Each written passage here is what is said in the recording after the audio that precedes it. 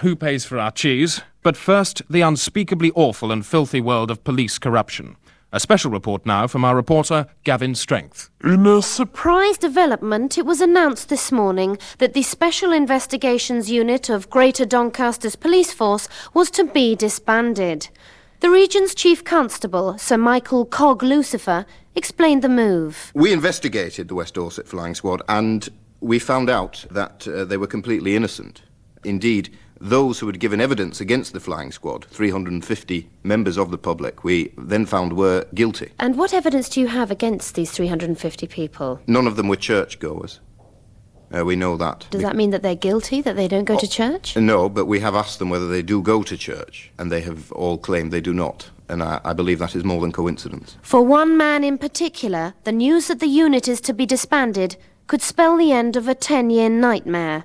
Lionel Cosgrave is a 23-year-old local pizza delivery man. I've just grown to notice over the years. I seem to have spent rather a lot of time being arrested, interrogated, thrown in prison, and I don't know why. Could you tell me what was your first arrest, Lionel? I was charged with impersonating a Chelsea pensioner. Though I was in the area at the time of Chelsea, I can't do many impersonations. Well, I can do Michael Crawford. Lionel Cosgrave, guilty Cosgrave, has been indeed arrested 46 times. Could you tell me a little bit about your forensic scientist, Freddie Vincent? Dr. Freddie Vincent. I don't actually think he is a doctor. No, he's not. But he calls himself one, and who are we to disillusion the lad? He's a young man, he's a God-fearing man, a man who, in his own words, cacks himself before the Lord.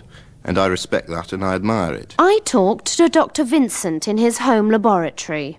Bearing in mind the training that most forensic scientists have in this field, would you not say that you're a little bit young to be dealing with matters of this importance? Well, that's not the first time that allegation, has been put to me, and I've got a reply for that every time, which is, how old was William Pitt the Younger? I've been arrested for charged with fitting up terrorist bombings, poisoning wells. And what actual evidence do they use against you for these crimes? Apparently they found my blood all over policemen's fists and boots, and apparently my fingerprints have been found all over my hands.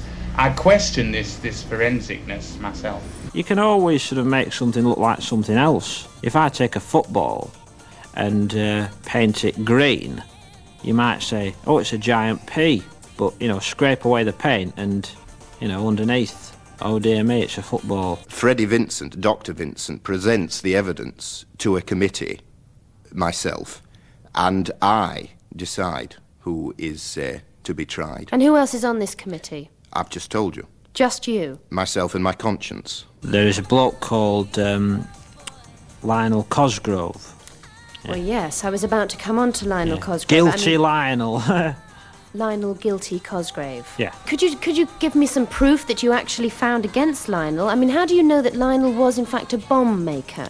Well, this is interesting. Ink was found on swabs taken from his fingers, and ink, believe it or not, is one of the most vital parts in making of bombs. But ink can come from a number of things. I mean, what about pens, for instance? I think we're splitting hairs at this point. I mean, what kind of pens? Corruption is like a plague, and if you don't lance it, like a boil, it can spread like some form of satanic cancer. And what do you mean by cancer? Some sort of illness? A disease, certainly. Potentially. In what form does this disease take? Well, your hair falls out and your skin flakes off. No, I'm talking about the actual corruption of the police. Oh, sorry. On the hour, maximum use of the BBC's news resources.